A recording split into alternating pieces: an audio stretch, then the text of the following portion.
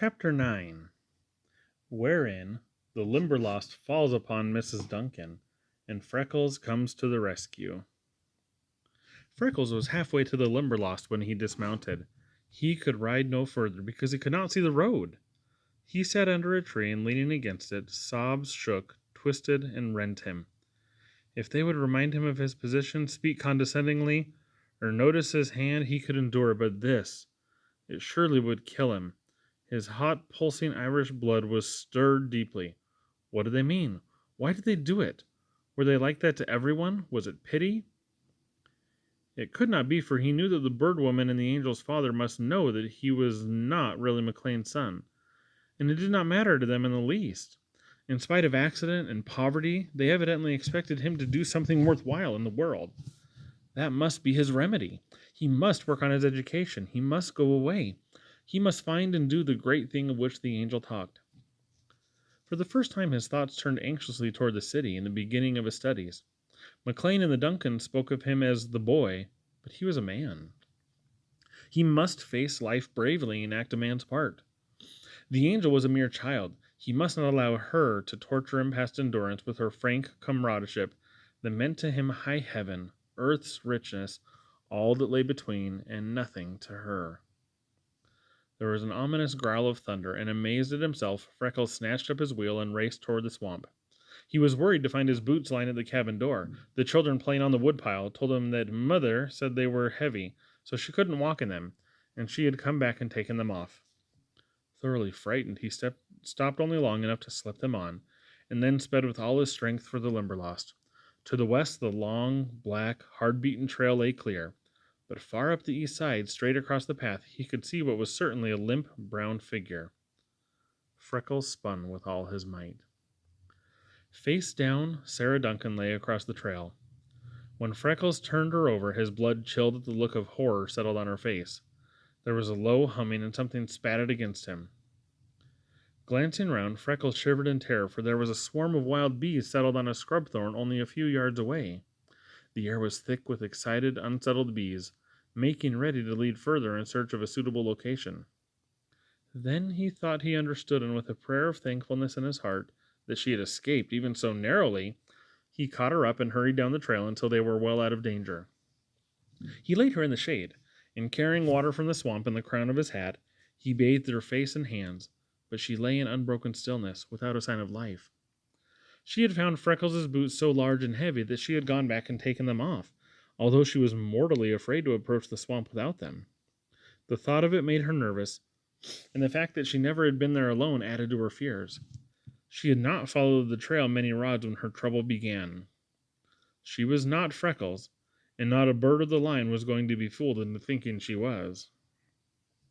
They kept whizzing from their nests and darting from unexpected places round her head and feet, with quick whirs that kept her starting and jumping. Before Freckles was halfway to the town, poor Mrs. Duncan was hysterical, and the Limberlost had neither sung nor performed for her. But there was trouble coming. It was quiet and intensely hot, with that stifling stillness that precedes a summer storm, and Feathers and Fur were tense and nervous. The birds were singing only a few broken snatches and flying round, seeking places of shelter. One moment everything seemed devoid of life. The next there was an unexpected whir, buzz, and sharp cry. Inside, a pandemonium of growling, spatting, snarling, and grunting broke loose. The swale bent flat before heavy gusts of wind, and the big black chicken swept lower and lower above the swamp. Patches of clouds gathered, shutting out the sun, and making it very dark, and the next moment were swept away. The sun poured with fierce, burning brightness, and everything was quiet. It was at the first growl of thunder that Freckles really had noticed the weather, and putting his own troubles aside, resolutely raced for the swamp. Sarah Duncan paused on the line.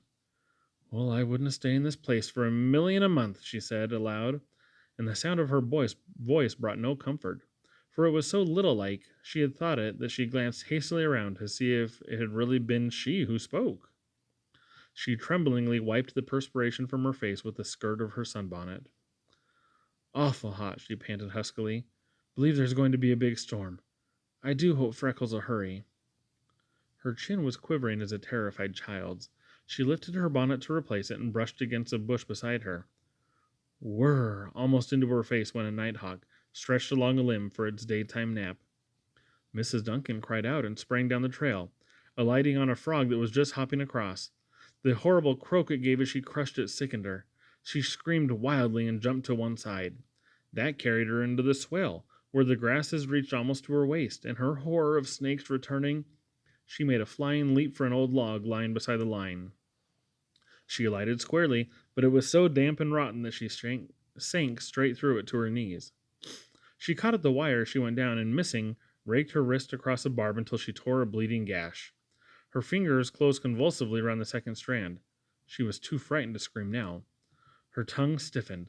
She clung frantically to the sagging wire and finally managed to grasp it with the other hand. Then she could reach the top wire, so she drew herself up and found solid footing. She picked up the club that she had dropped in order to extricate herself. Leaning heavily on it, she managed to return to the trail, but she was trembling so that she scarcely could walk. Going a few steps further, she came to the stump of the first tree that had been taken out.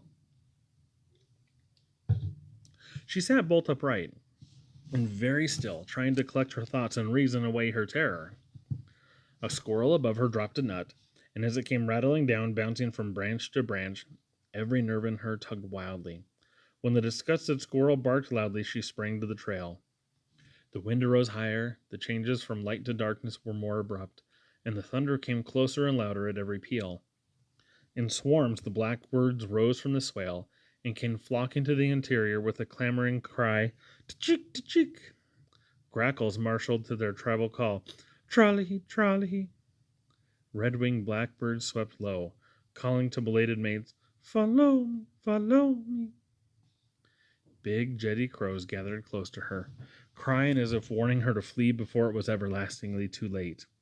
A heron, fishing the nearest pool for Freckles' find-out frog, fell into trouble with a muskrat and uttered a rasping note that sent Mrs. Duncan a rod down the line without realizing that she had moved. She was too shaken to run far. She stopped and looked around her fearfully. Several bees struck her and were angrily buzzing before she noticed them. Then the humming swelled on all sides. A convulsive sob shook her, and she ran into the bushes, now into the swale, anywhere to avoid the swarming bees, ducking, dodging, fighting for her very life. Presently the humming seemed to grow a little fainter. She found the trail again, and ran with all her might from a few of her angry pursuers. As she ran, straining every muscle, she suddenly became aware that crossing the trail before her was a big, round, black body, with brown markings on its back, like painted geometrical patterns. She tried to stop, but the louder buzzing behind warned her she dared not. Gathering her skirts higher, with hair flying round her face and her eyes almost bursting from their sockets, she ran straight toward it. The sound of her feet and the humming of the bees alarmed the rattler, and it stopped across the trail, lifting its head above the grasses of the swale, and rattling inquiringly, rattled until the bees were outdone. Straight as it went, the panic-stricken woman, running wildly and uncontrollably, she took one leap, clearing its body on the path, and then flew ahead with winged feet. The snake, coiled to strike, missed Mrs. Duncan, and landed among the bees instead. They settled over it and around it, and realizing that it had found trouble, it sank among the grasses and went threshing towards its den in the deep willow-fringed low ground. The swale appeared as if a mighty reaper were cutting a wide swath. The mass of enraged bees darted angrily around, searching for it, and striking the scrub thorn, began a temporary settling there to discover whether it were a suitable place.